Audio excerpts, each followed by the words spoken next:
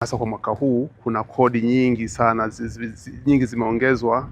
Ni kama serikali imeongeza wigo wa kukusanya mapato kupitia NGO, na kwa sababu ya hizo kodi na mashaka, kuna NGO nyingi zitakuwa haziwezi kutoa mchango unaostahili, kwa sababu nyingi hata kuja kulipia ada za kila mwaka huwa inasumbua. Lakini vile vile mifumo ya TRA bado inakuwa ni changamoto kidogo kwenye mashirika ambayo ni machanga, na kwa sababu ya kutokuwa na elimu, basi ni ombi letu kupitia TRA kuwa na mfumo maalum unaodili na masuala ya mashirika ili kusaidia mashirika kuwa na uendelevu. Watusaidie pia kurejeza masharti yale ambayo yanawabana wafadhili wetu ili waendelee kusapoti ile miradi ambayo wanaona hata kwa nchi yetu au kwa serikali yetu ni miradi mizuri. Sisi kama halmashauri tunaendelea kukutana na mashirika yasiyo ya kiserikali na kutanua wigo wa majukumu yao ili kuweza kufikia jamii yote ambayo inatuzunguka kama halmashauri ya manispaa ya Singida pamoja na halmashauri ya wilaya ya Singida. Zimekuwa na mchango mkubwa sana katika kuhakikisha kwamba yale maeneo ambayo sisi kama serikali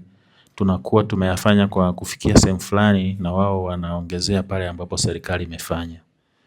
Kwa hiyo serikali inatambua sana mchango wa hawa wadau. Tunahitaji ushirikiano wa karibu zaidi kati yetu, kwa maana ya sisi serikali na nyinyi, yani taasisi zisizokuwa za kiserikali, ili kuhakikisha miradi inayotekelezwa inaakisi mahitaji halisi ya wananchi na inaleta matokeo yanayoonekana. Tunaamini kwamba kwa kufanya kazi kwa pamoja tunaweza kuongeza kasi ya maendeleo na kuboresha huduma kwa wananchi wa wilaya yetu ya Singida.